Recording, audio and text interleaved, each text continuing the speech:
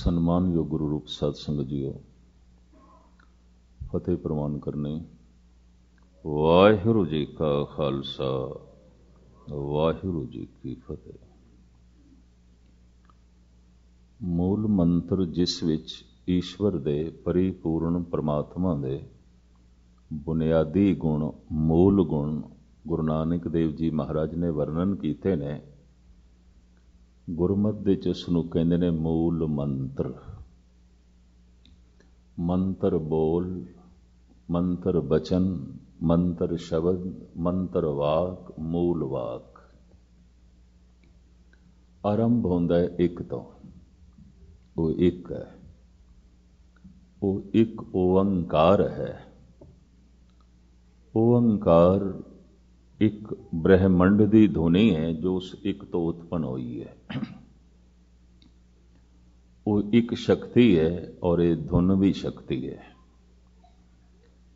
ਇਸੇ ਓੰਕਾਰ ਦੀ ਧੁਨ ਦੇ ਵਿੱਚ ਉਤਪਤੀ, ਪਾਲਣਾ ਤੇ ਨਾਸ ਚੱਲ ਰਿਹਾ, ਇੱਕ ਬਹਾਵ ਚੱਲ ਰਿਹਾ। ਉਹ ਜੋ ਇੱਕ ਹੈ ਫਿਰ ਸਤ ਹੈ, ਮਿੱਥ ਨਹੀਂ। ਉਹ ਜੋ ਇੱਕ ਹੈ, ਨਾਮ ਵਾਲਾ ਹੈ, ਅਮਿਟ ਹੈ। ਔਰ ਉਹ ਇੱਕ ਕਰਤਾ ਹੈ, ਕਿਸੇ ਦੀ ਕ੍ਰਿਤ ਨਹੀਂ ਹੈ। ਐਸਾ ਕਰਤਾ ਹੈ, ਆਪਣੀ ਕ੍ਰਿਤ ਦੇ ਵਿੱਚ ਬੈਠਾ ਹੈ। ਉਸ ਦੇ ਸੁਭਾਅ ਦੇ ਵਿੱਚ ਉਹ ਜੋ ਇੱਕ ਹੈ, ਭੈ ਨਹੀਂ ਹੈ, ਵੈਰ ਨਹੀਂ ਹੈ। ਨਿਰਭਉ ਨਿਰਵੈਰ। ਔਰ ਉਸ ਇੱਕ ਵਿੱਚ ਕਾਲ ਵੀ ਨਹੀਂ ਹੈ, ਅਕਾਲ। ਕੱਲ ਆਪ ਜੀ ਨੇ ਇਸ ਸੰਬੰਧ ਵਿੱਚ ਕੁਝ ਵਿਚਾਰਾਂ ਸਰਵਣ ਕੀਤੀਆਂ। ਵੇਦਾਂਤ ਆਚਾਰੀਆ ਇਸ ਤਰ੍ਹਾਂ ਕਹਿੰਦੇ ਨੇ, ਜੋ ਕਾਲ ਦੇ ਚ ਹੈ ਮਾਇਆ ਹੈ, ਜੋ ਅਕਾਲ ਹੈ ਉਹ ਪਰਮਾਤਮਾ ਹੈ। ਜਿਸ ਨੂੰ ਸਮਾਂ ਖਾ ਜਾਏ ਮਾਇਆ ਹੈ, ਔਰ ਜੋ ਸਮੇਂ ਨੂੰ ਖਾ ਜਾਏ ਉਹੀ ਪਰਮਾਤਮਾ ਹੈ, ਉਹੀ ਈਸ਼ਵਰ ਹੈ। ਜਿਸ ਨੂੰ ਸਮਾਂ ਨਸ਼ਟ ਕਰ ਦੇਵੇ ਮਾਇਆ ਹੈ, ਔਰ ਜੋ ਸਮੇਂ ਦੀ ਹੋਂਦ ਨੂੰ ਹੀ ਖਤਮ ਕਰ ਦੇਵੇ ਪਰਮਾਤਮਾ ਹੈ, ਈਸ਼ਵਰ ਹੈ। ਇਸ ਤਰ੍ਹਾਂ ਕਾਲ ਅਕਾਲ, ਮਾਇਆ ਪਰਮਾਤਮਾ। ਅਕਾਲ ਨੂੰ ਕਹਿੰਦੇ ਨੇ ਸਤ ਹੈ, ਹੋਂਦ ਵਾਲਾ ਹੈ। ਮਾਇਆ ਨੂੰ ਕਹਿੰਦੇ ਨੇ ਮਿੱਥ। ਮਿੱਥ ਤੋਂ ਮੁਰਾਦ ਕੀ ਲਈਏ? ਇਸ ਨੂੰ ਜਿਸ ਢੰਗ ਨਾਲ ਭਾਰਤ ਦੇ ਪ੍ਰਾਚੀਨ ਰਿਸ਼ੀਆਂ ਨੇ ਔਰ ਗੁਰਬਾਣੀ ਬਿਆਨ ਕਰਦੀ ਹੈ, ਮੈਂ ਤੁੱਛ ਬੁੱਧੀ ਅਨੁਸਾਰ ਕਹਿਣ ਦੀ ਕੋਸ਼ਿਸ਼ ਕਰਾਂ। ਐਸਾ ਕੁਝ ਹੈ ਜਿਸ ਨੂੰ ਅਸੀਂ ਦੇਖ ਕੇ ਕਹਿ ਸਕਦੇ ਹਾਂ ਹੈ, ਔਰ ਕੁਝ ਐਸਾ ਵੀ ਹੈ ਜਿਸ ਨੂੰ ਅਸੀਂ ਕਹਿ ਸਕਦੇ ਹਾਂ ਪ੍ਰਤੱਖ ਰੂਪ ਵਿੱਚ ਪ੍ਰਮਾਣ ਦੇ ਕੇ ਨਹੀਂ ਹੈ। ਨਹੀਂ ਹੈ। ਜੈਸੇ ਇਸ ਵਕਤ ਇੱਥੇ ਅਸੀਂ ਕਹਿ ਸਕਦੇ ਹਾਂ ਅੰਧੇਰਾ ਨਹੀਂ ਹੈ, ਰੋਸ਼ਨੀ ਹੈ। ਨਹੀਂ ਹੈ ਅੰਧੇਰਾ, ਹੈ ਨਹੀਂ ਹੈ। ਇਸ ਤਰ੍ਹਾਂ ਅਸੀਂ ਅਕਸਰ ਕਹਿੰਦੇ ਹਾਂ। ਮਾਇਆ ਨੂੰ ਕਹਿੰਦੇ ਨੇ ਅਨਰਵਚਨੀ। ਹੈ ਸ਼ਾਇਦ ਨਹੀਂ ਹੈ, ਨਹੀਂ ਹੈ ਸ਼ਾਇਦ ਹੈ। ਇਸ ਨੂੰ ਆਪ ਜ਼ਰਾ ਧਿਆਨ ਨਾਲ ਸਰਵਣ ਕਰਨਾ, ਸ਼ਾਇਦ ਮੈਂ ਸਪਸ਼ਟ ਕਰ ਸਕਾਂ। ਗੱਲ ਤੇ ਜ਼ਰਾ ਔਖੀ ਹੈ। ਮਾਇਆ ਨੂੰ ਆਖਿਆ ਗਿਆ ਅਨਰਵਚਨੀ, ਇੱਕ ਵਚਨ ਜਿਸ ਤੇ ਪੂਰਾ ਨਹੀਂ ਉਤਰ ਸਕਦਾ। ਇੱਕ ਵਚਨ ਪੂਰਾ ਹੋ ਸਕਦਾ ਹੈ ਪ੍ਰਮਾਤਮਾ ਤੇ ਹੈ। ਇੱਕ ਵਚਨ ਦੇ ਚ ਗੱਲ ਆਖ ਦਿੱਤੀ, ਮਾਇਆ ਹੈ ਸ਼ਾਇਦ ਨਹੀਂ ਹੈ, ਨਹੀਂ ਹੈ ਸ਼ਾਇਦ ਹੈ। ਇੱਕ ਵਚਨ ਦੇ ਚ ਨਹੀਂ ਬਿਆਨ ਕਰ ਸਕਦੇ। ਹੈ ਇਸ ਤਰ੍ਹਾਂ ਨਹੀਂ ਕਹਿ ਸਕਦੇ। ਹੈ ਸ਼ਾਇਦ ਨਹੀਂ ਹੈ, ਨਹੀਂ ਹੈ ਸ਼ਾਇਦ ਹੈ। ਤੁਸੀਂ ਆਖੋਗੇ ਇਹ ਤੇ ਪਹੇਲੀ ਹੋ ਗਈ। ਜੋ ਹੈ ਤੇ ਨਹੀਂ ਹੋ ਜਾਂਦਾ, ਜੋ ਨਹੀਂ ਹੈ ਤੇ ਹੋ ਜਾਂਦਾ ਹੈ, ਉਸ ਨੂੰ ਕਹਿੰਦੇ ਨੇ ਮਾਇਆ।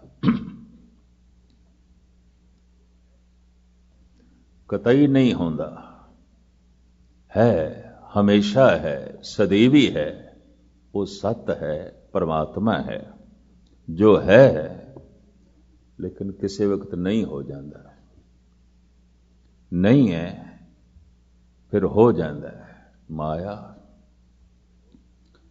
ਫਿਰ ਇਸ ਨੂੰ ਕਿਸ ਤਰ੍ਹਾਂ ਪ੍ਰਤੱਖ ਰੂਪ ਵਿੱਚ ਸਮਝਾਉਣ ਦੀ ਕੋਸ਼ਿਸ਼ ਕਰੀਏ, ਪੜ੍ਹਨ ਦੀ ਕੋਸ਼ਿਸ਼ ਕਰੀਏ, ਜਾਣਨ ਦੀ ਕੋਸ਼ਿਸ਼ ਕਰੀਏ। ਗੁਰਬਾਣੀ ਨੇ ਜਿਸ ਢੰਗ ਨਾਲ ਬਿਆਨ ਕਰਨ ਦੀ ਕੋਸ਼ਿਸ਼ ਕੀਤੀ ਹੈ, ਮੈਂ ਕੋਸ਼ਿਸ਼ ਕਰਦਾ ਸ਼ਾਇਦ ਸਪਸ਼ਟ ਕਰ ਸਕਾਂ। ਦਿਨ ਨੂੰ ਅਸੀਂ ਜੋ ਕੁਝ ਹਾਂ, ਜੋ ਪਰਿਵਾਰਕ ਸੰਬੰਧ ਨੇ, ਜੋ ਕਾਰੋਬਾਰੀ ਸੰਬੰਧ ਨੇ, ਜੋ ਜ਼ਾਤ ਪਾਤ, ਜੋ ਕੁਝ ਦਿਨ ਦੇ ਸਮੇਂ ਜਾਗਰਤ ਅਵਸਥਾ 'ਚ ਲਈ ਫਿਰਦੇ ਹਾਂ, ਜਦ ਸੌਂ ਜਾਂਦੇ ਹਾਂ, ਨੀਂਦ ਆ ਗਈ, ਗੂੜੀ ਨਹੀਂ ਹੈ। ਕੀ ਜ਼ਾਤ, ਕੀ ਪਾਤ, ਕੀ ਪਰਿਵਾਰ, ਕੀ ਸੰਸਾਰ, ਕੀ ਕਾਰੋਬਾਰ, ਕੀ ਰੁਤਬਾ, ਕੀ ਅਹੁਦਾ, ਨਹੀਂ ਹੈ, नहीं है। और फिर जैसे जागदे हैं है, जैसे सौंदे हैं एक नवा संसार शुरू हो जाता है सुपनियां दा। अगर कोई मनुख 7 घंटे सोता है तो इंज कह लो गूढ़ी नींद तो उसनों वध तो वध 15 मिनट आई होनी है, जिस दे सुपने नहीं, बाकी तो सुपने चलते रहते हैं। और विद्वान ऐसा मनते हैं कि एक सुपने की अवधि समा घट तो घट 20 मिनट तो होना ही चाहिए। बदलते रहते हैं, सारी रात सुपने बदलते रहते हैं। सुपने की दुनिया साडा अचेत मन रचदा है और जागृत की ये रचना साडा सुचेत मन रचदा है। मन के 2 हिस्से इस तरह मने ने, सुचेत अचेत। जागृत अवस्था जो असी बोल रहे हैं, सुन रहे हैं, कर रहे हैं, ये संस्कार सारे दे सारे अचेत मन नूं पहुंच रहे हैं, ये जमा करता है। इस देश बचपन दियां सिमरतियां भी पईयां ने।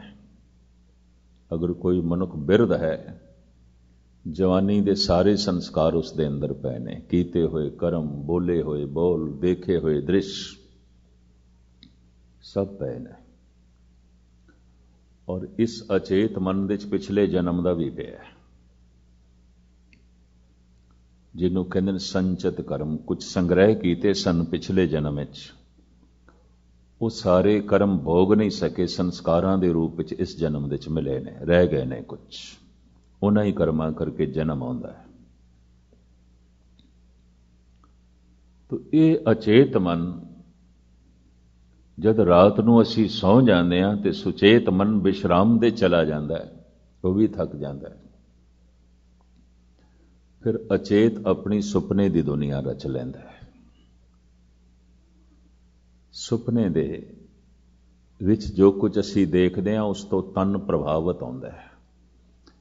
इस वास्ते गुरबाणी ऐसा कहती है, जागृत ते सुपन दे कोई फर्क नहीं है, इक्को कुछ ने। क्यों? जागृत अवस्था दे मन का प्रभाव तन ते पैंदा है, तन का प्रभाव मन ते पैंदा है। मन दुखी है जागृत अवस्था च, बेचैन है, मूँह मत्था दसदा है, उसदी अखां दसदियां बेचैन है, मस्तक दसदा चाहे कितना कवे पे मैं आनंद चा, खेड़े ते खुशी चा, नहीं, चेहरा दसदा, इसका व्यवहार दसदा है, इसकी बोल चाल दसती है, दुखी है, बेचैन है, परेशान है, इसका शरीर दस रहा है। सुपने दे विच भी अगर कोई डरावना सुपना आ रहा है अचेत मन दे तल ते, शरीर उस तरह प्रभावित होता है जिस तरह जागृत अवस्था विच। ਸੁਪਨ ਅਵਸਥਾ ਦੇ ਵਿੱਚ ਕੋਈ ਦੁਰਾਚਾਰ ਕੀਤਾ ਜਾਏ ਤਨ ਉਸ ਤਰ੍ਹਾਂ ਹੀ ਪ੍ਰਭਾਵਿਤ ਆਉਂਦਾ ਹੈ ਜੈਸੇ ਜਾਗਰਤ ਅਵਸਥਾ 'ਚ। ਇਹ ਤੇ ਸਾਰਿਆਂ ਦਾ ਤਜਰਬਾ ਹੈ। ਸੁਪਨੇ 'ਚ ਕੁਝ ਕਤਲ ਕੀਤਾ ਹੈ, ਉਤਨਾ ਹੀ ਭੈ, ਉਤਨੀ ਹੀ ਭੱਜ ਦੌੜ ਔਰ ਉਤਨਾ ਹੀ ਸਰੀਰ ਦੇ 'ਚ ਕਾਂਬਾ ਛਿੜਦਾ ਹੈ ਜਿਤਨਾ ਕਿ ਜਾਗਰਤ ਅਵਸਥਾ 'ਚ। ਜਾਗਰਤ ਅਵਸਥਾ ਦੇ ਜੋ ਮਨ ਦੇ ਵਿਚਾਰ ਨੇ, ਜੋ ਵਿਵਹਾਰ ਹੈ, ਤਨ ਪ੍ਰਭਾਵਿਤ ਹੁੰਦਾ ਹੈ, ਸੁਪਨੇ 'ਚ ਵੀ ਪ੍ਰਭਾਵਿਤ ਹੁੰਦਾ ਹੈ, ਉਤਨਾ ਹੀ ਪ੍ਰਭਾਵਿਤ ਹੁੰਦਾ ਹੈ।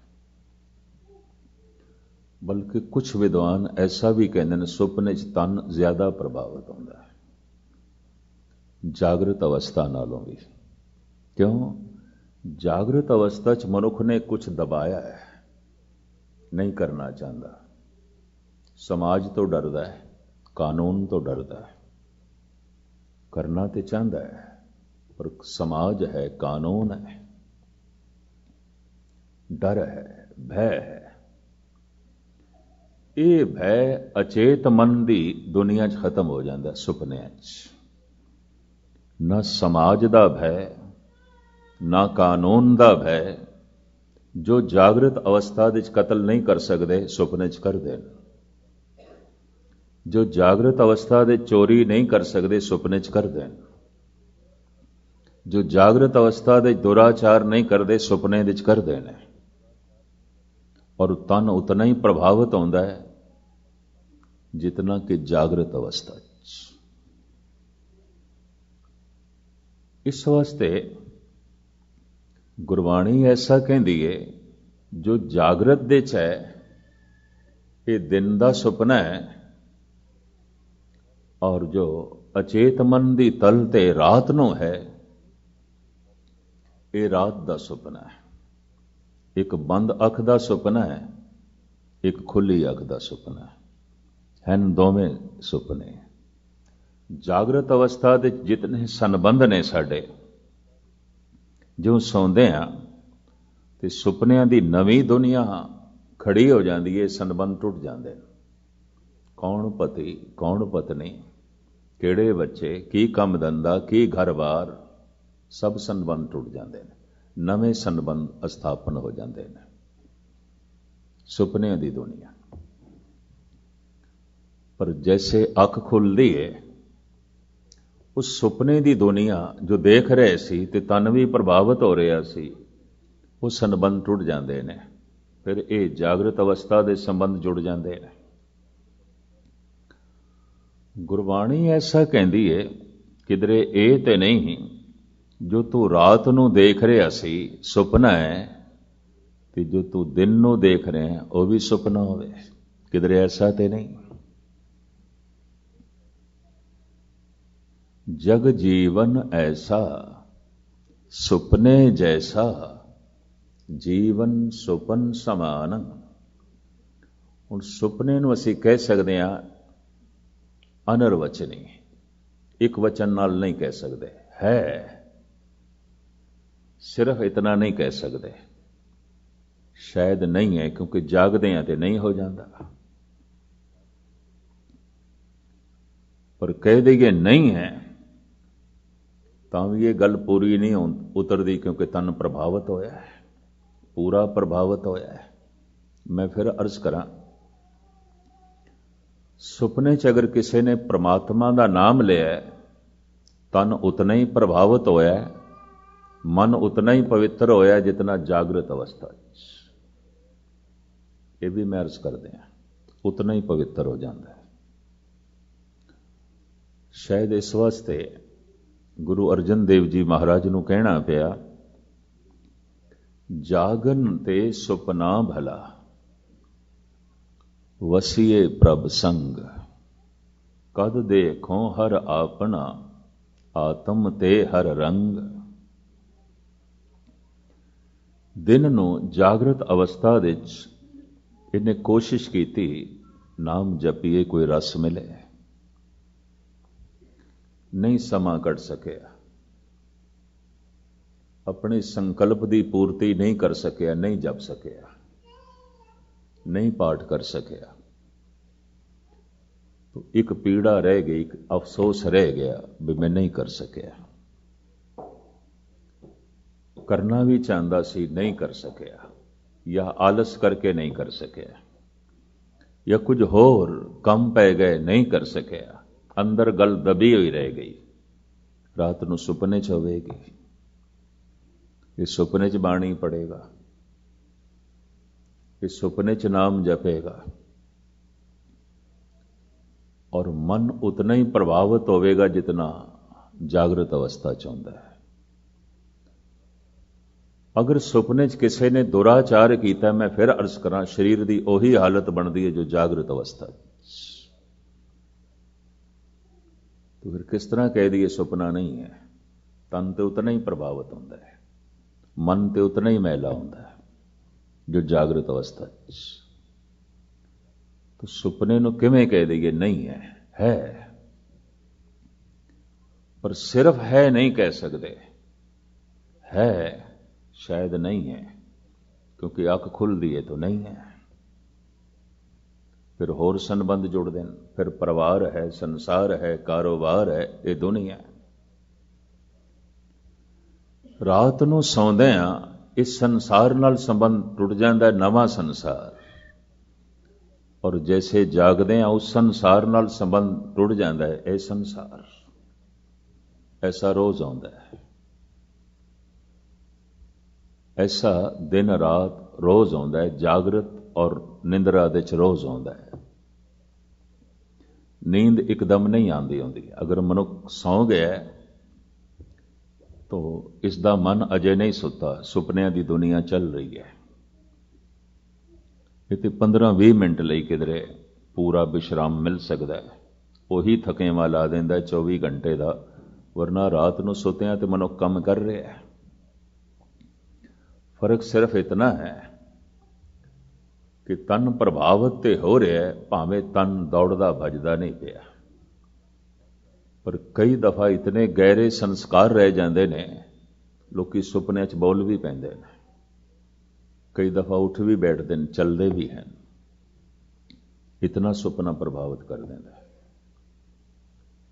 इतना सुपने का असर पै गया। तो कह दईए नहीं है सुपना। किस तरह नहीं है? तन प्रभावित हो रहा है, मन प्रभावित हो रहा है शायद नहीं है, क्योंकि अख खुलती है नहीं है। दिन नू जो कुछ असी देख रहे हैं है शायद नहीं है, क्योंकि सौ जाते हैं तो संबंध टूट जाता है। और ऐसा रोज होता है शायद नहीं है, नहीं है शायद है। इस वास्ते कह देता है संसार है शायद नहीं है, नहीं है शायद है। इसनों माया आख्या। माया दे दो रूप अनिर्वचनी। परमात्मा अकाल है, संसार काल है। समय के दायरे दे विच है, खा जाता समा इसनों। दिन के समय असी जो कुछ देखते हैं इनू रात खा जाती है, और रात के समय च असी जो कुछ होंदे हैं दिन खा जाता है। ऐसा तो रोज आता है। और दिन नू भी असी प्रभावित होंदे हैं, तन प्रभावित होंदा है, मन प्रभावित होंदा है, रात नू भी प्रभावित होंदे हैं। दिन नू कदी हसदे हैं, कदी रोंदे हैं, कदी सुख माणदे हैं, कदी दुखी होंदे हैं। सुपने च भी ऐसा, कुछ सुख भरे सुपने, कोई दुख भरे सुपने। किसी च रस मिल रहा होंदा है, किसी च बेरसी, किसी च मिलाप हो रहा होंदा है, किसी च विछोड़ा, किसी च पुण्य हो रहा होंदा है, किसी च पाप। सुपनिया का जिन्हां ने अध्ययन किया वो विद्वान कहते हैं जागृत अवस्था दे मनुख वध तो वध 5% ही पाप कर सकता, इस तो ज्यादा नहीं। कानून का डर है, समाज का डर है एक दिन दे, क्योंकि झूठ बोलना भी पाप है, गलत वेखना भी पाप है, गलत करना भी पाप है। ये मनुख बहुत नहीं कर सकता, सीमा विच करेगा। क्योंकि कानून का डर है, समाज का डर है। रात नूं ये बंदिश रहिंदी नहीं सुपने च। तो फिर आप सुन के हैरान होवोगे, जिन्होंने ने सुपनियां का अध्ययन किया है, वो कहते रात नूं 90% मनुख पाप करता है। सुपने माड़े ही चलते, गंदे चलते, ठीक नहीं चलते। समाज का डर नहीं रह जाता, कानून का डर नहीं रह जाता। तो फिर मनुख वो कुछ कर छड़दा है जो दिन नूं नहीं कर सकता, क्योंकि दिन नूं समाज सामने है, कानून सामने है, डर है, भय है। रात नूं ये अचेत मन कानून ते समाज नूं एक पासे रख के सब कुछ कर लेंदा है। और कुछ विद्वान ऐसा कहते हैं सब कुछ कर लेना चाहिए, नहीं तो दबाव, ये तनाव मनुख नूं पागल भी कर सकता है। क्योंकि दिन नूं जो कुछ करना चाहता सी नहीं कर सकिया, कानून का डर है। अगर रात नूं सुपने च भी ना कर सके, इतना बोझ वधेगा, इतना तनाव वधेगा, बहुत छेती पागल हो सकता है, बड़ा जल्दी पागल हो सकता है। तो खैर मैं फिर अर्ज करा, सुपना है शायद नहीं है, नहीं है शायद है। किस तरह कह दिए? सुपने च लोग रोंदे हुए देखे ने, तन प्रभावित होंदा देखे, बोलते हुए देखे ने, सुपने दे च कई वाहिगुरू कहते भी देखे ने, सुपने च कह गए, जबान भी बोल पई है। उन्होंने कहते ने नींद दे च बरड़ांदा पिया, एवं नहीं बरवा लिया। सुपना है अचेत मन इतना प्रबल रूप दे च प्रभावित हो रहा है कि उसने अपना पूरा प्रभाव तन ते भी पा दिता है। जबान चल पई है सुतियां सुतियां नींद दे च। भगत कबीर ते कहते ने, सुपने हूं बिरड़ाए के जह मुख निकसे राम, ताके पग की पनही मेरे तन को जाम। सुपने विच प्रभावित होके अगर किसी की जबान चो राम निकल गया तो इसका मतलब है जागृत अवस्था च कहना चाहता सी, नहीं कह सकिया। जागृत अवस्था दे सोचदा रहा राम नाल जुड़ा, राम बोला, नहीं मौका मिल सकिया। ये तड़प रह गई उसके अंदर। रात नूं सुपने च निकल रही है तड़प, राम। तो कबीर कहते ने, दिन दी तड़प रात नूं सुपने च निकल रही है। कबीर कहते ने, मनुख इतना महान है कि इस दे तन दे पैरां दी जिहड़ी जुत्ती है ये मेरे चमड़े दी होनी चाहिए, मेरी खलड़ी दी। ये तो इतना महान है। ताके पग की पनही मेरे तन को चाम, उहदे पैरां दी जुत्ती बने मेरे तन दी खल नाल। वो तो इतना महान है। लेकिन फिर भी अर्ज करा, सुपना सुपना है। सुपने आया भी गया, जो आया वो चला गया। मैं जल भरिया रोए, सुपने च आया चला गया, रो रहे है। ते जागृत अवस्था च की है, मिले है चला गया, रो रहे है। सुपने च कोई बिछड़िया या मिले है, हस रहा है, बड़ा प्रसन्न। जागृत अवस्था च की आउंदा, यही कोई आउंदा, कोई मिलाप हो गया सज्जन मित्र दा, हस रहा है, खुश। दिन दी खुशियां रात नूं नहीं हो जांदियां ने, रात दियां खुशियां दिन नूं नहीं हो जांदियां। दिन दे दुखड़े रात नूं नहीं हो जांदे ने, और रात दे गम ते दुख संताप दिन नूं नहीं हो जांदे ने। इस नूं कहंदे ने अनरवचनी है, शायद नहीं है, नहीं है शायद है। तो साफ कह देता है समुच्चा जगत है, शायद नहीं है।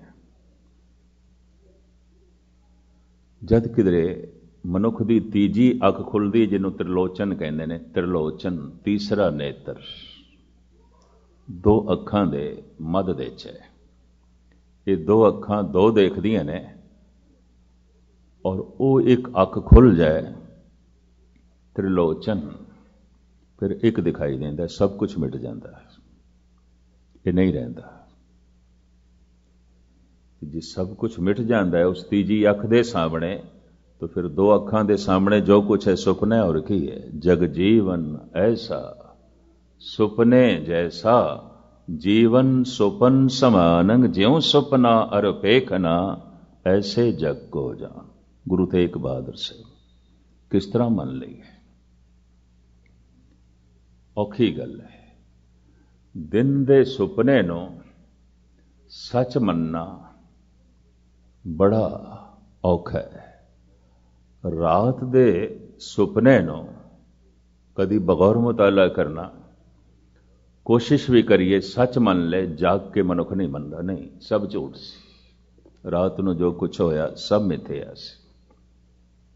कितना उपदेश देइए, रात नूं जो तूने मिलिया, रात जो तू देखिया, रात जो तू कीता वो सच है। कहंदा नहीं, नहीं सच है, वो तो हुण नहीं हो गया है। अगर रात नूं जो कुछ तू देखे है, जो कुछ तू कीता है और प्रभावित भी होया है, तो हुण दिन नूं कहंदा है सब झूठ है, तो किधरे ऐसा तो नहीं कि दिन नूं जो कुछ तू देख रहे हैं, वरत रहे हैं, खुश हो रहे हैं, गमगीन हो रहे हैं, किधरे ऐसा तो नहीं ये भी झूठ होवे। कूड़ मियां कूड़ बीबी खप होए खार, मारे कहते सब कुछ कूड़, ये सारे दा सारा संसार काल सब नूं नहीं है कर देंदा है, लेकिन फिर भी है, प्रभावित हो रहे हैं मन। है नहीं है, नहीं है, है। शंकराचार्य ने एक कोई गल कह दी, माया नहीं है, संसार नहीं है। वेदांते कहते रहे अनिर्वचनीय है, शायद नहीं है, नहीं है शायद है। और उन्होंने कह दिता नहीं, बिल्कुल मिथ है, सत नहीं है, मिथ है, नहीं है। गंगा तो इशनान करके आ रहे सन ये शंकराचार्य, अपने जमाने के बड़े विद्वान महान, और चार धाम बकायदा इन्होंने ही बनाए, चार कुंटां दे अजे भी ये गद्दी चल रही है।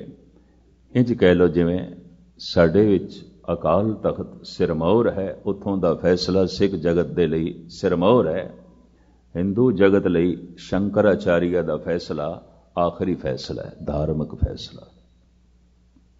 शायद आपनूं पता होवे कि नहीं, जगन्नाथ पुरी दे दर्शन करने लई जब देश दी प्राइम मिनिस्टर इंदिरा गांधी गई सी, तो पुजारियां ने कहा सी इत्थों दी परंपरा दे मुताबिक तू अंदर प्रवेश नहीं कर सकती, मंदिर दे च नहीं जा सकती।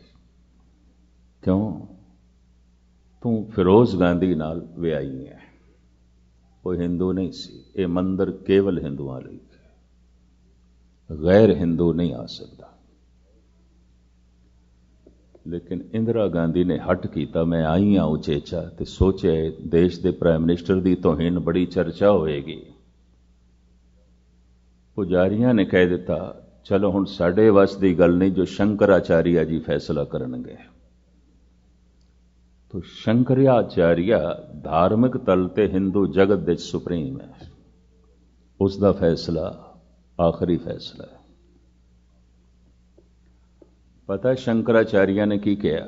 नहीं प्रवेश कर सकती, ये नहीं जा सकती। साडी वैदिक रीति के मुताबिक, मनोसिमरती के मुताबिक ये नहीं जा सकती। वापस जाना पिया। आई सी उचेचा दर्शन करन। साल दे एक दफा बहुत वड्डी यात्रा निकलती उत्थे रथ दी, ते जगन्नाथ दी अंदर मूर्ति है, उसकी यात्रा निकलती है। उस रथ का रसा खिंचना हिंदू जगत बहुत पुण्य मनते हैं। ਤੇ ਇਹ ਵੀ ਉਸ ਰਸੇ ਨੂੰ ਖਿੱਚਣ ਦੇ ਵਿੱਚ ਲਾਲਸਾ ਲੈ ਕੇ ਆਈ ਸੀ ਵੀ ਦਰਸ਼ਨ ਵੀ ਕਰਾਂਗੇ, ਨਾਲੇ ਰਥ ਦਾ ਰਸਾ ਵੀ ਖਿੱਚਾਂਗੇ। ਨਾ ਰਥ ਦੇ ਰਸੇ ਨੂੰ ਹੱਥ ਲਾਣ ਦਿੱਤਾ, ਨਾ ਮੰਦਰ ਦੇ ਵਿੱਚ ਪ੍ਰਵੇਸ਼ ਮਿਲਿਆ। ਔਰ ਮੈਨੂੰ ਚੰਗੀ ਤਰ੍ਹਾਂ ਯਾਦ ਹੈ, ਮੈਂ ਉਹਨਾਂ ਦਿਨਾਂ 'ਚ ਨੇੜੇ ਹੀ ਸੀ, ਜਗਨਨਾਥਪੁਰੀ ਦੇ ਟਾਟਾ ਨਗਰ ਮੈਂ ਸੀ। ਕਾਫੀ ਦੇਸ਼ ਦੇ ਵਿੱਚ ਹਲਚਲ ਮਚੀ ਇਸ ਗੱਲ ਦੇ ਉੱਤੇ।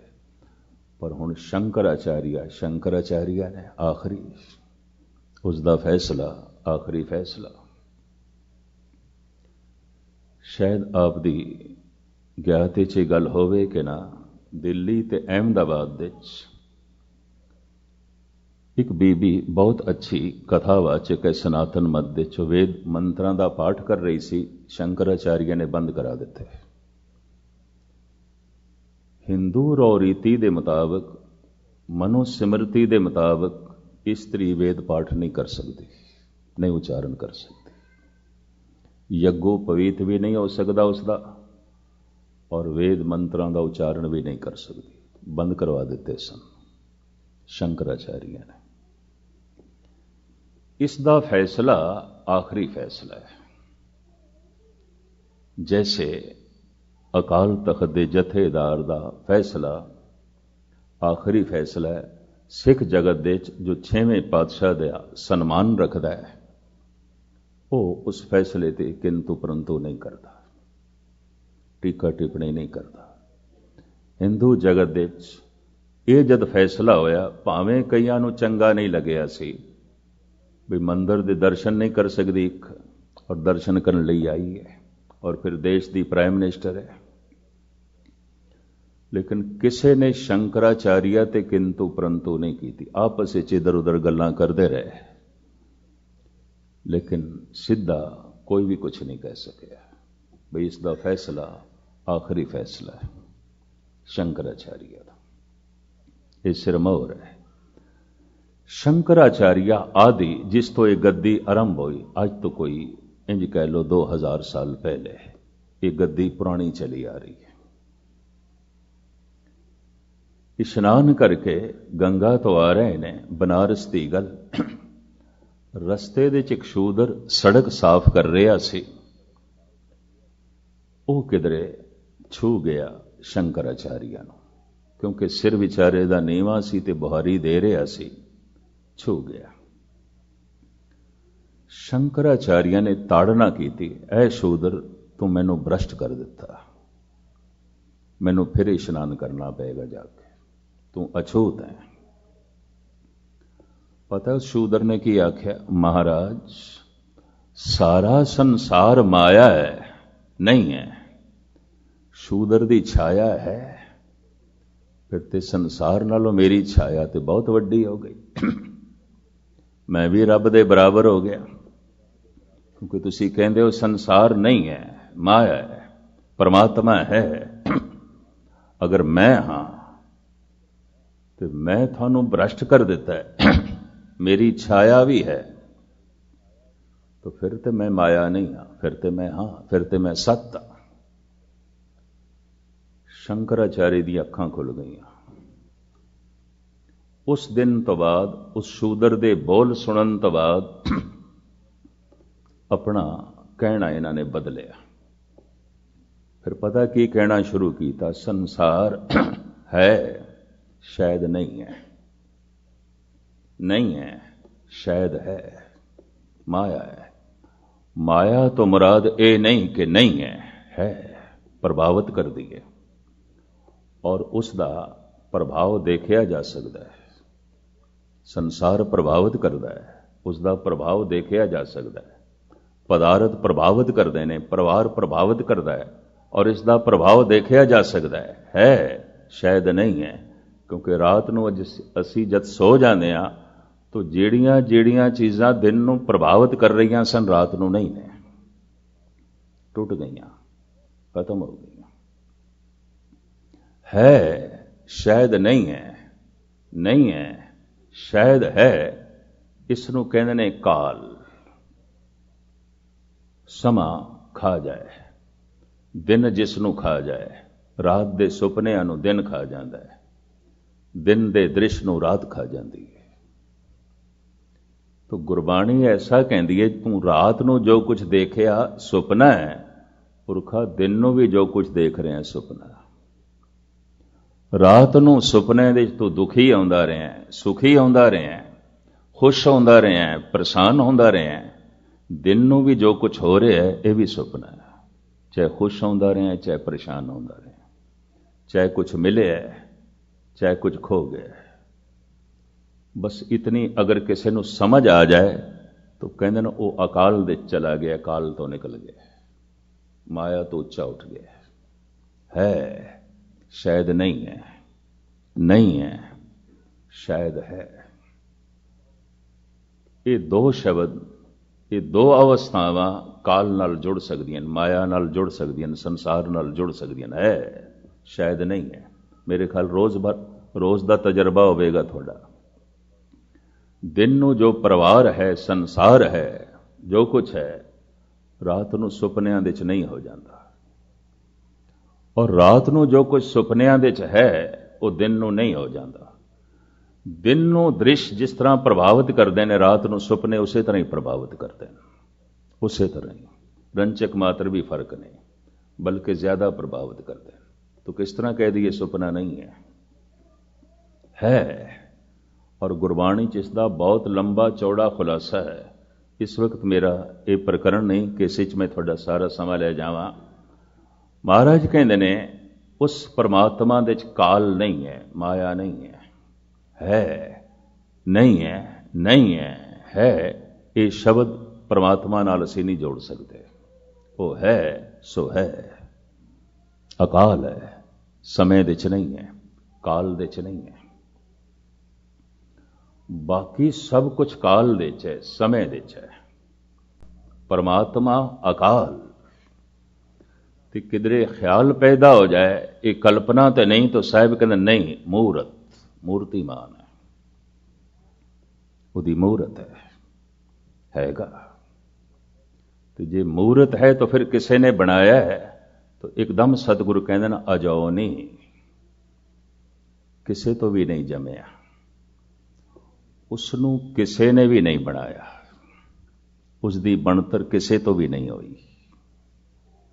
नानक का प्रभ आपे आप है, अपने आप तो आप ही है। आप ही ने आप साजे हो, आप ही ने रचे हो ना। तो फिर वो सहभंग है, स्वयंभू है। अगां चल के सतगुरु कहते ने वो गुरु है। गुरु कोई होर नहीं है, परमात्मा ही गुरु है। ये गुरु शब्द भी कला है अपने आप दे। गुरु प्रसाद इकट्ठा नहीं, प्रसाद अलग है। वो जो एक है वो ओंकार है, वो जो एक है वो सत है, वो जो एक है वो नाम वाला है, वो जो एक है वो करता है, वो जो एक है अपनी कृत दे व्यापक है, वो जो एक है भय तो रहता है, वैर तो रहता है, वो जो एक है समय तो रहता है और जन्म तो रहता है, मूर्तिमान है। और उसने अपनी साजना आप की थी, वो एक सहभंग है, वो एक गुरु है। गुरु ज्ञान, गुरु प्रकाश, वो एक ही ज्ञान स्वरूप है, वो एक ही प्रकाश स्वरूप है, वो गुरु है। बगौर मुताला करिए, जिथे सब कुछ ईश्वर तो आया है, ज्ञान भी ईश्वर तो आया है, परमात्मा तो आया है। धन गुरु गोबिंद सिंह जी महाराज कहते ने आद अंत एक है अवतारा, सोई गुरु समझो हमारा। आदि गुरु वेदा ने भी परमात्मा नो ही मनिया है, वही गुरु है। अगर मोहम्मद साहब कहते ने ये आयतां मेरे ते नाजल होईयां ने, मैंने उच्चारण कीतियां, खुदा दी तरफों नाजल होईयां ने, तो इसका मतलब ये ज्ञान खुदा ने दिता, फिर थोड़ा ते ना होया, क्योंकि नाजल जो होईयां, अगर नाजल होईयां ने तो फिर ये ज्ञान मोहम्मद साहब का नहीं है, ये तो खुदा दा हो गया। धन गुरु नानक देव जी महाराज भी कहते ने बोल मेरे नहीं ने, जैसे में आवे खसम की बाणी, तैसड़ा करी ज्ञान वे ला लो। जैसे खसम दे बोल आए ने, मैं कह रहा जैसे जैसे खसम दी बाणी आई है मैं जगत दे सामने रख रहा, मेरे नहीं है। कि जे बोल सारे खसम देन तो ज्ञान सारा परमात्मा दा है, ईश्वर दा है। और जे ज्ञान परमात्मा तो आ रहा है तो फिर परमात्मा गुरु है। तो गुरु नानक देव जी कहते हाँ मेरा गुरु मेरा परमात्मा ही है। अपरम पर पार ब्रह्म परमेश्वर, नानक गुरु मिलया सोई जियो, यही मेरा गुरु है। इसे तो ही मैं ज्ञान लिया है। कंधार दे एक सूफी संत ने गुरु नानक ते प्रश्न किया है, रहनुमाए तो कीस्त, थोड़ा रहबर कौन है? इतना ज्ञान तुसी कित्थों लिया, किस कोल पढ़िया, किसने सिखाया है? रहनुमाए तो कीस्त, थोड़ा रहबर कौन है? तो सतगुरु एकदम कहते ने खुदाए मन, मेरा रहबर मेरा खुदा है और कोई भी नहीं। मेरा मुर्शद मेरा खुदा है और कोई भी नहीं। मेरा गुरु मेरा खुदा है और कोई भी नहीं। जन्म साखी दे बोलने रहनुमाए तो कीस्त। कंधारी सूफी संत, कंधार दे एक बहुत वड्डा मकबरा है इस सूफी फकीर दा। गुरु नानक देव जी महाराज सऊदी अरब इराक की यात्रा के समय इसे कंधार तो लंघते इसे ही सूफी फकीर दे मेहमान रहे ने 15 के दिन। इसने प्रश्न किया है, रहनुमाए तो कीस्त, थोड़ा रहबर कौन है? कौन है थोड़ा गुरु? खुदाए मन। जैसे छोटे शब्दां च थोड़े बोलां च उस फकीर ने प्रश्न किया है, थोड़े ही बोलां च सतगुरु जवाब पै देंदे ने। रहनुमाए तो कीस्त, खुदाए मन, मेरा खुदा ही मेरा रहबर है और कोई रहबर नहीं। मैं सारा ज्ञान खुदा तो लिया है। असी पैगंबर गुरु अवतार उन्होंने कहते हैं जो परमात्मा दे ये बोल सीधे पकड़ लैन, सीधे ही पकड़ लैन, उन्हों की पकड़ दे सीधे आ जाते हैं। ते जो अवतारां ते गुरुआं दे राही पकड़ के परमात्मा तक पहुंचन, असी उन्होंने भगत कहते हैं।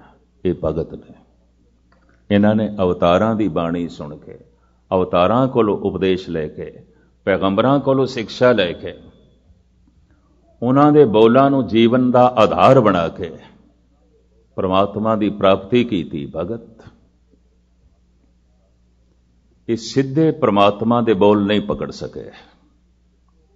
जिन्हां ने पकड़े सन उन्हां नाल जुड़ के, उन्हां नूं मन के ये पार उतरे ने। जो इस तरह सफलता नूं प्राप्त होया सी उन्हां नूं कहने हैं भगत।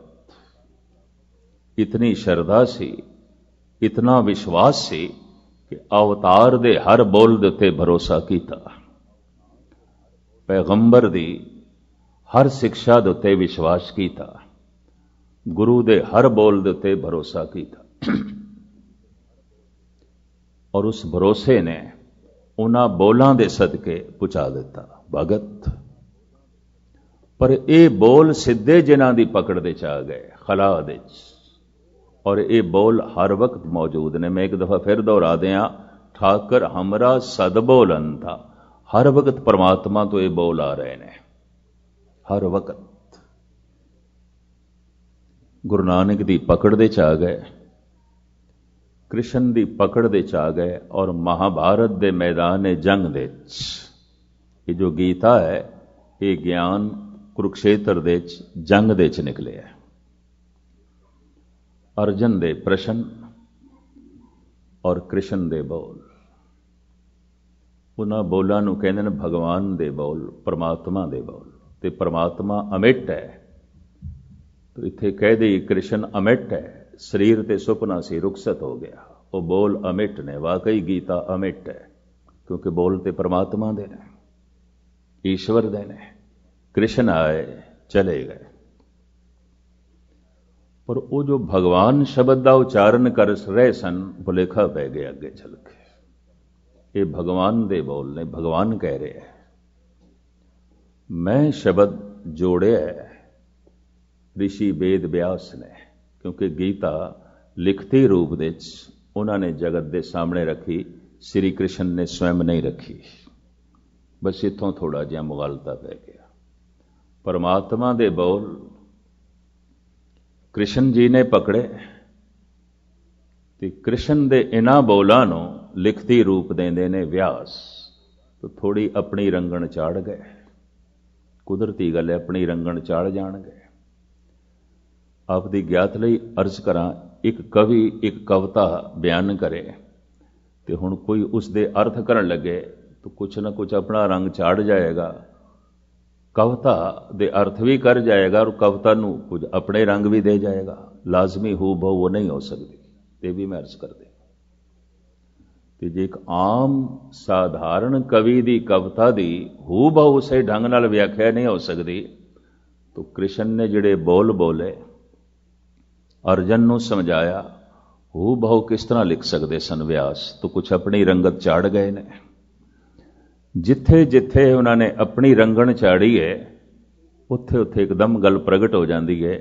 नहीं, कृष्ण इस तरह नहीं कह सकते। वक्त दा अवतारी पुरुष, महान ज्ञाता, और जिसनों मैदान जंग दे च भी कहण दी जरूरत है, ऐ अर्जन तू एक निमित्त है, तू करता नहीं है। तू जो ये कहना है, ये मेरा गुरु, ये मेरे भरा, इन्हां नूं मार के मैं की खटना है? तू निमित्त है। तू कौन है मारन वाला? तू नहीं मार सकता। तू सुभाव दा क्षत्री है, सूरवीर है, और नहीं लड़ेगा तां भी तेरे दिल दिमाग दे उत्ते ऐसा बोझ रहेगा, तेरे अंदर लड़ाई जारी रहेगी। ये करना ही पेगा तेनों। तू करता नहीं है, निमित्त है, और अपना करतापन एक पासे कर दे, इस जंग दे विच भी तू परमात्मा नाल जुड़ जाएगा। युद्ध भी तेनों समाधि लीन कर देगा। अगर तेरा करतापन तेरे नाल है, तो तेरा त्याग भी तेनों परमात्मा नाल नहीं जुड़न देगा। तेरा त्याग भी तेनों ईश्वर नाल नहीं जुड़न देगा, क्योंकि तेरा करतापन मौजूद होवेगा उत्थे। ये गहरी गल अर्जन की पकड़ दे आ गई। उन्हें सुट्टे शस्त्र फिर चुक लए सन। प्रभु मैं समझ गया, भगवन मेरी समझ दे आ गई गल, मैं पकड़ लिया थोड़े बोलां नूं। जो परमात्मा दे बोलां नूं सीधा पकड़े अवतार, तो जो परमात्मा दे बोल अवतारां दे राहीं पकड़ सके भगत, श्रद्धालु, संत, भगत, अवतार जिस मात्रा दे जगत दे चाहुंदे ने उंगलियां ते गिण सकदे हैं, भगत बहुत ने। हर कौम दे चोटी दे भगत काफी तादाद दे होए ने। अवतार हर वक्त पृथ्वी ते मौजूद नहीं आउंदा, भगत हर वक्त आउंदे ने। हर जुग जुग भगत उपाया, पैज रखदा आया राम राज। जमीन दे ते हर वक्त अवतार नहीं आउंदे। अवतार उस समय आउंदे ने, कवि तुलसी कहंदे ने, जब जब होए धर्म की हानि, बाहणे असुर अधम अबमाने, तब तब विवद धर प्रभु शरीरा, हरे कृपा निध सज्जन पीरा। बहुत घोर अपराध पाप छा जाए तो वो जैसे बहुती गर्मी बारिश नूं जन्म दे देंदी है, इस तरह का घोर पाप किसी अवतार नूं जन्म दे देता है।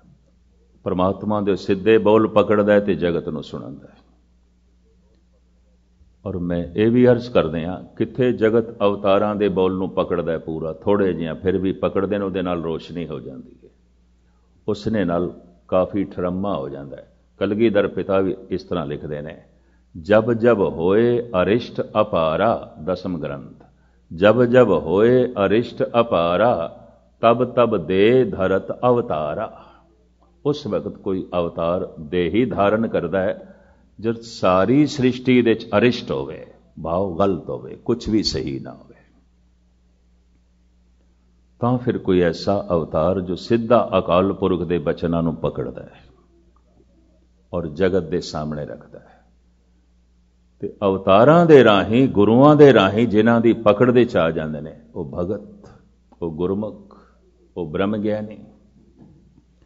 तो चूंकि बोल ते परमात्मा दे ने, ज्ञान ते सारा परमात्मा दा है, तो गुरु नानक कहते ने परमात्मा ही गुरु है और कोई गुरु नहीं है, ईश्वर ही गुरु है। वो जो एक है वो ही गुरु है। अखीर दे इस मूल मंत्र नूं जिस ढंग नाल समाप्त करदे ने, धन गुरु नानक देव जी महाराज कहते ने प्रसाद है। गुर प्रसाद, प्रसाद और गुर, ये दो मजमून अपने आप दे इस तरह दे ने, थोड़ा जिहा मैं इन्हां नूं खोलना चाहता ताकि जहन दे ये गल पूरी बैठ जाए। पता नहीं कितना सिख जगत भटक रहा है, देहधारी गुरु चाहिए कि नहीं। तो कौन दसे कदी देही भी गुरु आउंदी है, अज है तो कल नहीं है। तो इसका मतलब गुरु मिट जाता है, गुरु मर जाता है। तो जो मर जाता है वो गुरु सदैवी जीवन थानू किस तरह देवेगा, किस तरह देवेगा। गुरु ते शब्द है, गुरु ते ज्ञान है।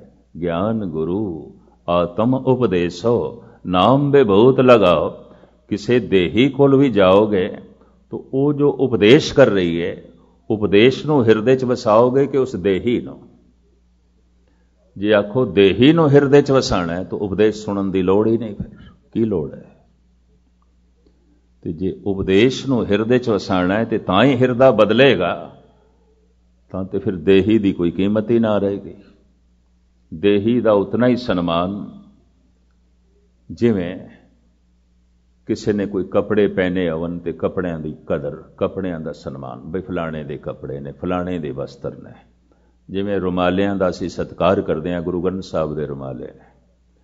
पर हुण मैं अर्ज करां, ये अखर ये भी रुमाले ने, कागज ये भी रुमाले ने। अखरां दे जो ज्ञान है यही परमात्मा है। होरे दे चों गुरु नूं कढना पैंदा है, मक्खण शाह लबाणा बनना पैंदा है।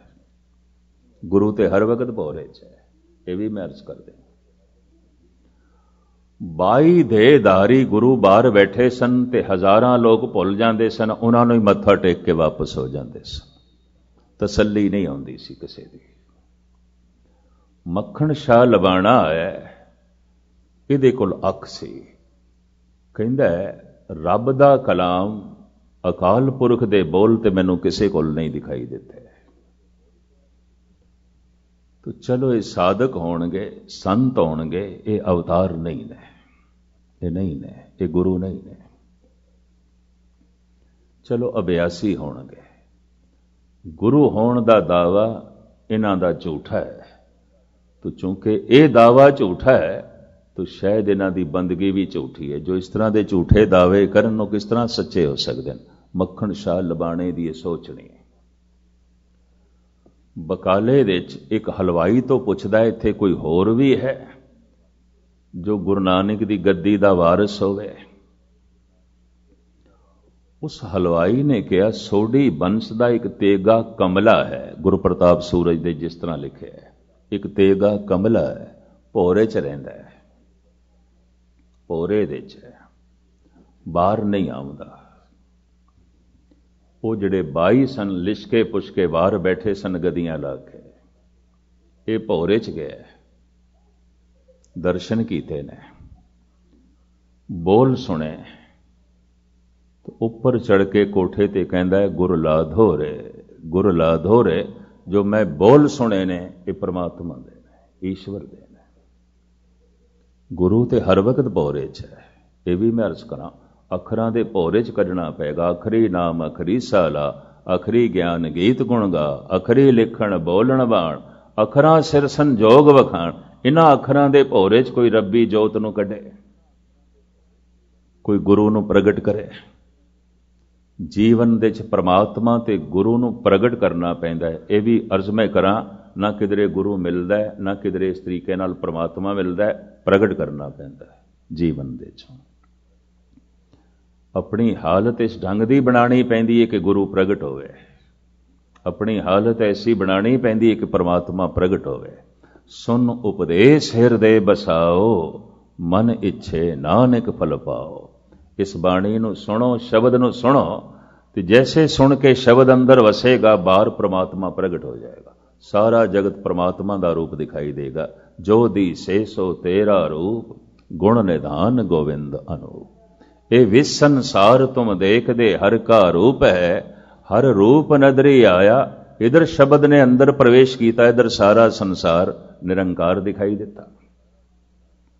ਇਧਰ ਗੁਰੂ ਨੂੰ ਸੁਣਿਆ, ਇਧਰ ਅੱਖਾਂ ਨੇ ਪ੍ਰਮਾਤਮਾ ਵੇਖਣਾ ਆਰੰਭ ਕਰ ਦਿੱਤਾ। ਜੀ ਅੱਖਾਂ ਨੂੰ ਅਜੇ ਪ੍ਰਮਾਤਮਾ ਨਹੀਂ ਦਿਖਾਈ ਦਿੱਤਾ, ਤਾਂ ਅੱਖਾਂ ਨੇ ਅਜੇ ਗੁਰੂ ਰੂਪ ਪ੍ਰਮਾਤਮਾ ਨੂੰ ਸੁਣਿਆ ਵੀ ਨਹੀਂ। ਕਿਉਂਕਿ ਗੁਰੂ ਉਹ ਜੋ ਬੋਲ ਨੇ, ਉਹ ਜੋ ਸ਼ਬਦ ਨੇ, ਪ੍ਰਮਾਤਮਾ ਦੇ ਹੀ ਨੇ।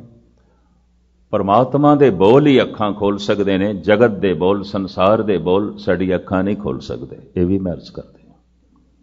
ਪਰ ਅੱਖਾਂ ਖੁੱਲ ਸਕਦੀਆਂ ਨੇ ਅਗਰ ਸਾਡਾ ਮਨ ਪੂਰੀ ਇਕਾਗਰਤਾ ਨਾਲ ਸੁਣੇ।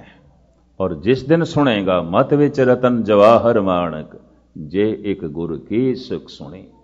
ਇੱਕ ਵੀ ਸਿੱਖਿਆ ਸੁਣ ਲਈ, ਇੱਕ ਵੀ ਪੰਕਤੀ, ਇੱਕ ਵੀ ਸ਼ਬਦ ਸੁਣ ਲਿਆ ਔਰ ਉਹ ਅੰਦਰ ਵਸ ਗਿਆ, तो गुण पार प्रगट हो जाएंगे, दया प्रगट हो जाएगी, प्रेम प्रगट हो जाएगा, ज्ञान प्रगट हो जाएगा, आत्म दृष्टि प्रगट हो जाएगी। सारा संसार निरंकार दा रूप दिखाई देन लग पेगा। तो इस तरीके नाल सतगुरु कहंदे ने ओ गुरु है। अखीर दे च कहंदे ने ओ प्रसाद है।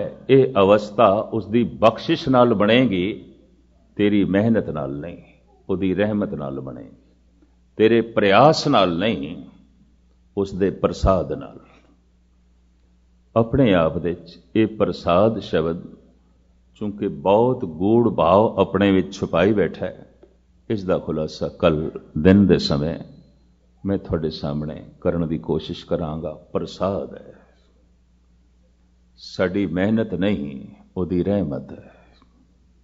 साडा प्रयास नहीं, उहदा प्रसाद है। क्योंकि एक भी भगत ने ऐसा नहीं आख्या कि मेरे प्रयास नाल हे परमात्मा तू मैनू मिलिया है, मेरी मेहनत नाल मैं तेनू प्राप्त किया है। कहंदा नहीं, तू मिले है, तेरी रहमत, मेरी मेहनत नहीं। तू मिले है, मेरा प्रयास नहीं, तेरा प्रसाद। लेकिन फिर भी भगत बहुत प्रयास करते हैं। अमृत वेले उठना है, जप करना है, तप करना है, नियम पूर्वक इशनान करना है, सब कुछ कर देना। जिन्ने नाम ध्याया गए मुशक्कत घाल, बड़ी गाल ना गाल देन, बड़ी मुशक्कत कर देने। पर मुशक्कत कर करके इको ही गल दा पता चलता है कि मुशक्कत नाल नहीं मिलेगा। बस इन्नी गल है। मेहनत कर करके इको ही ज्ञान मिलेगा कि मेहनत नाल नहीं मिलेगा। प्रयास कर करके इको ही पता चलेगा एक गल दा कि प्रयास नाल नहीं मिलेगा। वो जद मिलदा है उहदा प्रसाद, वो जद मिलदा है उहदी रहमत, उहदी किरपा। साडा कर्म नहीं, उहदी किरपा। साडा प्रयास नहीं, उसदा प्रसाद। साडी मेहनत नहीं, उसदी रहमत। अगर मेरी मेहनत नाल मैनू परमात्मा मिल गया तो मेरी मेहनत उसकी कीमत है। इतनी मैं मेहनत करांगा, मिल जाएगा, किसी को भी मिल जाएगा। फिर परमात्मा अमुल नहीं है। फिर ये शब्द कहने बनते नहीं। कीमत पाए न कहा जाए, कहने वाले तेरे रह समाए। तेरी कीमत नहीं है, तेरा कोई मुल नहीं है, मेरा कोई भी कर्म तेरा मुल नहीं है, मेरा अमृत वेले का उठना तेरा मुल नहीं है, मेरा वाहिगुरु वाहिगुरु का जप करना तेरा मुल नहीं है, तीर्थां का इशनान, दान पुन सेवा ये तेरा मुल नहीं है, राम राम का रटन ये तेरी कीमत नहीं है। तू मिले है, मेरी मेहनत नहीं, तेरी रहमत। तू मिले है, मेरा प्रयास नहीं, तेरा प्रसाद। और जद मिले है प्रसाद ही है, जद मिले है उहदी रहमत ही है, तो मेहनत करने की की लोड़ है। यकीन जानो मेहनत कर करके ही पता चलता, मुझे नहीं पता चलता। मेहनत कर करके इतना ही पता चलता है कि मेहनत नाल नहीं मिलेगा। ਗੁਰੂ ਨਾਨਕ ਇਸ ਨੂੰ ਇਸ ਤਰ੍ਹਾਂ ਕਹਿੰਦੇ ਨੇ, ਗਾਲ ਨਾ ਮਿਲਿਓ ਸੇਵ ਨਾ ਮਿਲਿਓ, ਮਿਲਿਓ ਆਏ ਅਚਿੰਤਾ। ਮਹੱਲਾ ਪਹਿਲਾ, ਗੁਰੂ ਨਾਨਕ ਦੀ ਬਾਣੀ। ਗਾਲਣਾ ਨਾਲ ਨਹੀਂ ਮਿਲਿਆ, ਸੇਵਾ ਨਾਲ ਨਹੀਂ ਮਿਲਿਆ, ਦਾਨ ਨਾਲ ਨਹੀਂ ਮਿਲਿਆ, ਪੁੰਨ ਨਾਲ ਨਹੀਂ ਮਿਲਿਆ। ਕੋਈ ਦਾਨ ਕਰੋੜਾਂ ਦਾ, ਉਹਦੀ ਕੀਮਤ ਨਹੀਂ। ਕਿਤਨੀ ਸੇਵਾ ਜੀਵਨ ਭਰ ਦੀ, ਉਸਦੀ ਕੀਮਤ ਨਹੀਂ। ਕਿਤਨਾ ਜਪ ਜ਼ਿੰਦਗੀ ਭਰ ਦਾ, ਉਹਦੀ ਕੀਮਤ ਨਹੀਂ ਮਿਲਦਾ।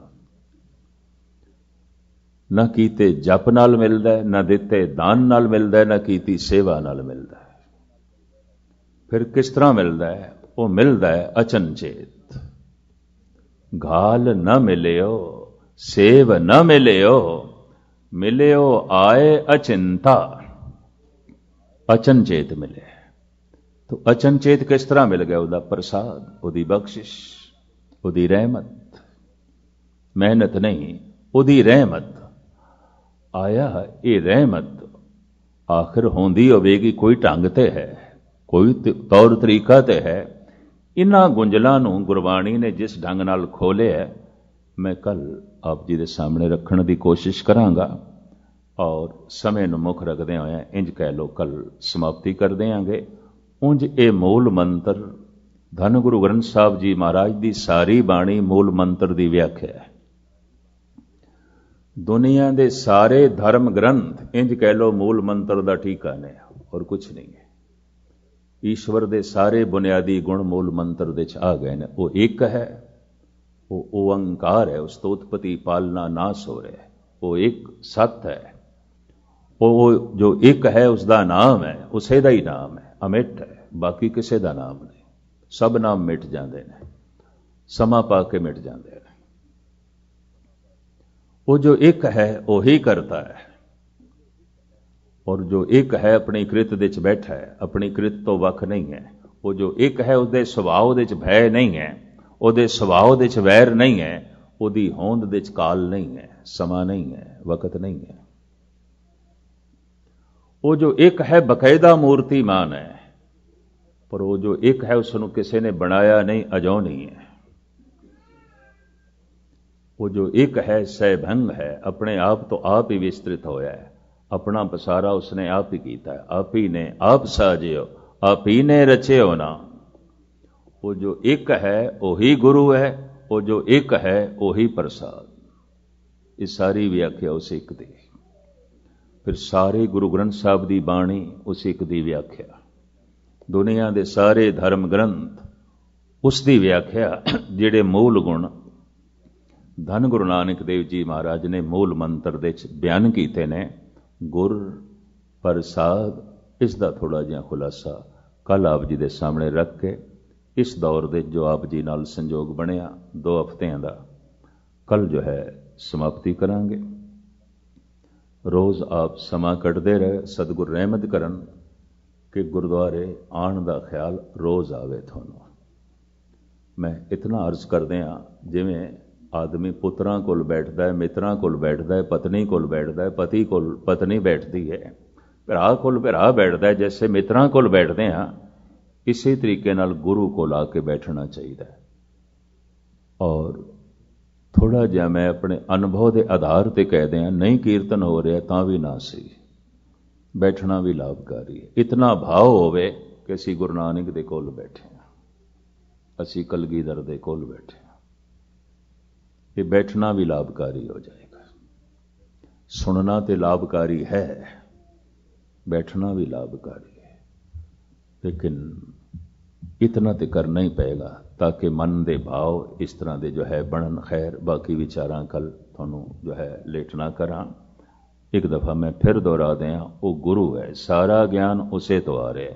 ਸਿਰਫ ਸੂਰਜ ਦੀ ਰੋਸ਼ਨੀ ਉਸੇ ਤੋਂ ਨਹੀਂ ਆ ਰਹੀ, ਗਿਆਨ ਦੀ ਰੋਸ਼ਨੀ ਵੀ ਉਸੇ ਤੋਂ ਆ ਰਹੀ ਹੈ। ਔਰ ਉਹ ਪ੍ਰਸਾਦ ਹੈ, ਉਸ ਦੇ ਚ ਕਰੋਪੀ ਨਹੀਂ ਹੈ, ਉਸ ਦੇ ਚ ਸਰਾਪ ਨਹੀਂ ਹੈ, ਉਹ ਜ਼ਾਲਮ ਨਹੀਂ ਹੈ, ਰਹਿਮਾਨ ਹੈ, ਰਹੀਮ ਹੈ, ਉਹ ਕਰੀਮ ਹੈ, ਉਹ ਪ੍ਰਸਾਦ ਹੈ, ਉਹ ਬਖਸ਼ਿੰਦ ਹੈ, ਉਹ ਦਇਆਲੂ ਹੈ, ਉਹ ਕਿਰਪਾਲੂ ਹੈ, ਉਹ ਕਠੋਰ ਨਹੀਂ ਹੈ। ਖੁਦਾ ਐਸੀਆਂ ਸਜ਼ਾਵਾਂ ਦਿੰਦਾ ਹੈ, ਐਸੀਆਂ ਕਰਨੀਆਂ ਸਜ਼ਾਵਾਂ, ਜਿੱਥੇ ਜਿੱਥੇ ਜੋ ਕੁਝ ਵੀ ਲਿਖਿਆ ਹੈ, ਯਕੀਨ ਜਾਣੋ ਗਲਤ ਲਿਖਿਆ ਹੈ, गुस्ताखी माफ। कोई नहीं देता किसी को सजाएं, सजा बन के आती हैं अपनी खताएं। ये भी मैं अर्ज कर दें, ना जगत किसी ਨੂੰ कोई सजा देंदा है, ना परमात्मा। ਸਾਡੇ ਆਪਣੇ ਲੱਛਣ ਹੀ ਸਾਨੂੰ ਸਜ਼ਾ ਦੇ ਦਿੰਦੇ ਨੇ, ਸਾਡੀ ਆਪਣੀ ਕਰਨੀ ਹੀ ਸਾਨੂੰ ਸਜ਼ਾ ਦੇ ਦਿੰਦੀ ਹੈ। ਅਸੀਂ ਆਪਣੇ ਕੀਤੇ ਕਰਕੇ ਹੀ ਜੋ ਹੈ ਦੁੱਖ ਪਾ ਲੈਂਦੇ ਹਾਂ। परमात्मा दुख देने वाला नहीं है।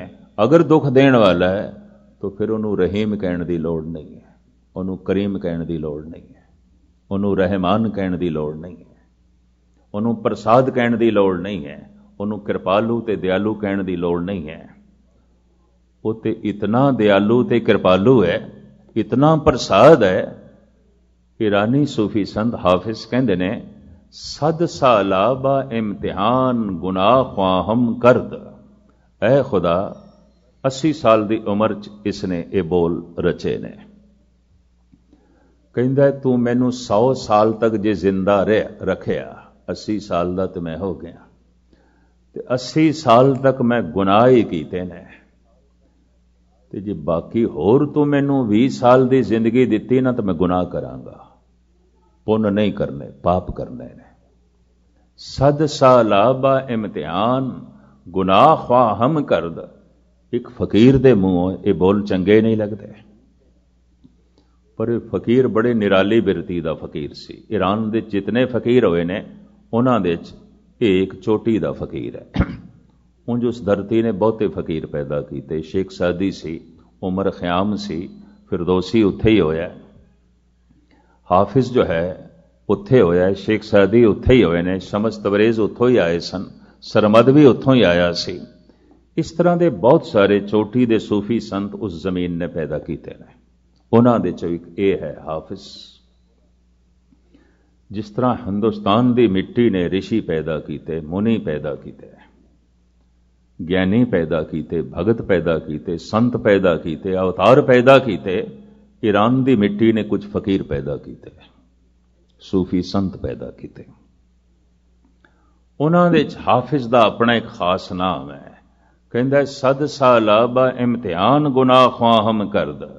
ऐ खुदा जे 100 साल तक मैं जिंदा रहा, पिछली जिंदगी तो मेरी गुनाहां च बतीत हुई है, अगे होर भी गुनाह करांगा, 100 साल तक करांगा। अगर तू 100 साल की मैनू जिंदगी दी, क्यों?